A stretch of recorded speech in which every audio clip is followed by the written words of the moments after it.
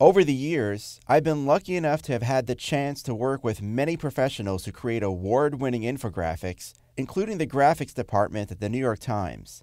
Interestingly, their department isn't staffed with graphic designers. Their job titles are graphics editors. These designers aren't handed an Excel document with a list of numbers and told to make it look pretty. Rather, just like a news reporter, they do the research, they get deep into the data, and they find a compelling story to tell.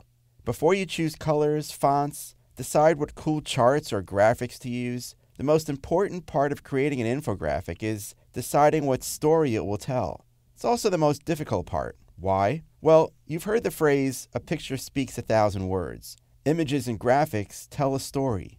The challenge with infographics is that they usually contain multiple images and graphics, and you have to make sure that they all work together to tell the same story. So, how do you find your story? You act like a news reporter. You become a graphics editor. Here are 4 steps that I use to build a story for an infographic. Ask yourself questions, do research to get answers, visualize your data, and storyboard or sketch your ideas out on paper. It all starts with asking questions, lots of questions. A good place to start is what, where, when, who, why, and how. Be relentless. The more questions you can ask, the better. Write them all down. I like to use a word processor because it's easier to work with later on, but I also use a note application like Evernote, for example, so that I can always add questions as I think of them. It's rare that you'll think of every single question in one sitting. Questions come to you all the time, so being able to capture them in the moment is key. Once you've written a list of all your questions, you can start finding answers to them. I usually start with Google, but depending on the subject matter of your infographic, you may go elsewhere. For example, if your infographic is about specific information about your own company, you may be looking at internal data or reaching out to others in your company for more information.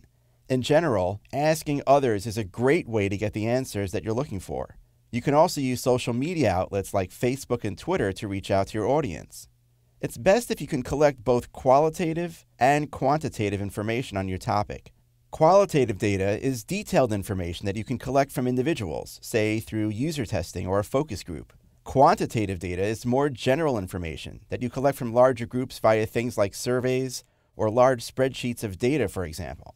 You know you're doing a good job when your answers generate newer questions. Maybe you find out something that surprises you, something you didn't think was important suddenly is. And you ask yourself, why is that? Or what's causing that? Very often, you travel back and forth between asking questions and finding answers before you're ready to move to the 3rd step, which is visualizing data. Now, this is a process where you try to envision your data through images and graphics. It's really just another way to see the information to help you formulate your story. Perhaps you don't see a pattern by staring at a spreadsheet full of numbers, but once you convert it into a visual chart, you start to see patterns emerge. There are many ways to visualize your data, and it's an important step in the process of figuring out your story. We'll cover this step in more detail later in this chapter. Finally, before you're ready to build your infographic, you need to put it on paper, storyboarding or sketching out your story. How will you visually lead the reader throughout your story? You have to make decisions. Does your story have an ending?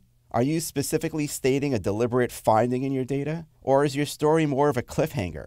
Is it something that sits with the reader afterwards, forcing him to think of potential ways that the story could end? Are the graphics that you intend to use going to accurately support that story?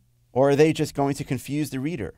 Ultimately, the style of your story is up to you, but you have to ensure that the story itself is clear and that you aren't telling conflicting stories within your design.